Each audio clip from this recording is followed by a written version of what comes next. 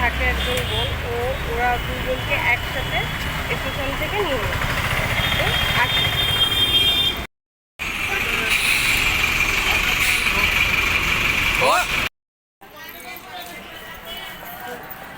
এখন আমরা নৈহাটি বর্মার মন্দিরে পৌঁছে গেলাম।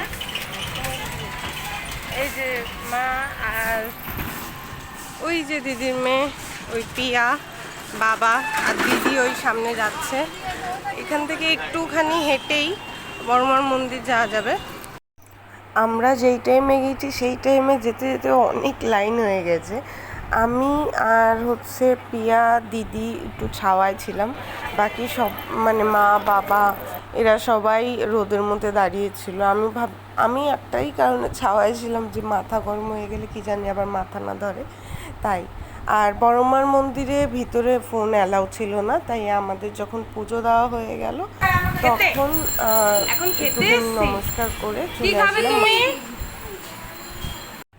তো দিদির মেয়ে মার কাছে বুঝবে বলে মানে একটুখানি দিদিকে বিরক্ত করছিল। আর মা বাবা ছিল এই পিছনে বসা। আর এরপরই আমাদের খাবার চলে আসলো। এরকম করে না বাবা, কি লাগবে বলো, কিছু লাগবে? আর ও যখনই ক্যামেরা দেখছিল ও হাসছিল, মানে ওর এত হাসি লাগছিল। লুচি, সোয়াবিন, আলুর ঝোল হয়ে গেল। খেয়ে দিয়ে এখন সবাই মিলে গঙ্গার ঘাটে যাচ্ছি।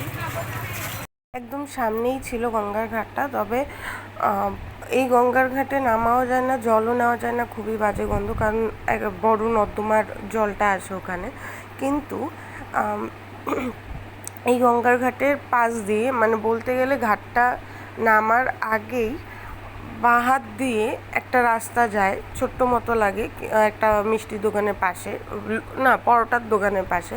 তো ওখান থেকে যখন আসবে কিছুটা, এমন বেশি ডিস্টেন্স না, 15-20 পা আসবে, তখনই দেখবে একটা পার্ক আছে নদীর পাশে।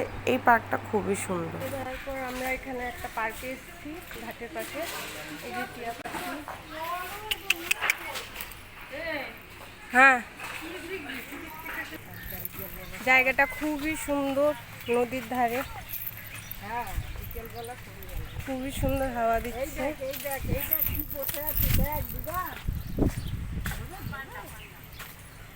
খুবই সুন্দর, খুবই ভালো লাগছে এই জায়গাটায় এসে। ঠান্ডা, সব জায়গায় রোদ ছিল, বসার জায়গা ছিল না, এখানে বসার জায়গা আছে। ও ওরা ঠান্ডায় কি সুন্দর শুয়ে আছে দেখো। শো আমরা যে পার্কটায় এসেছি ওই পার্কে পাখি আছে অনেক ধরনের, দেখো।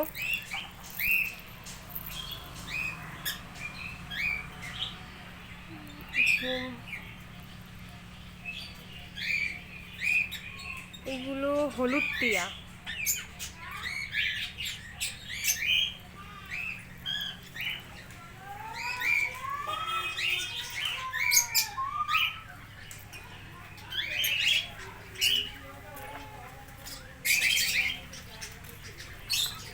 এই দেখো,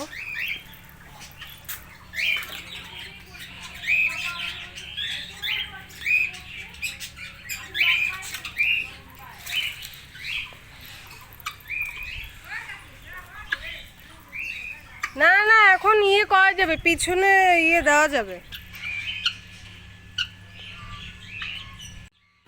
নৈহাটিতে বড় মার দর্শন করে খুবই ভালো লাগলো। তো আজকের জন্য ভিডিওটা এই পর্যন্ত। Thank you.